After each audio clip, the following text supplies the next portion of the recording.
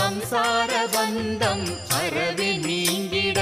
அருள் தந்தாய் தயாபர சத்குருநாதா ஆனந்தம் தந்தாய் குருநாதா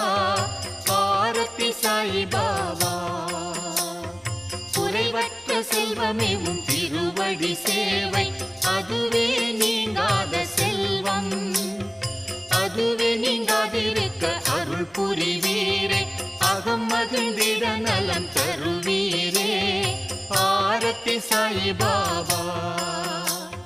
சாதக பறவை என்ற மாதவனே உமக்கு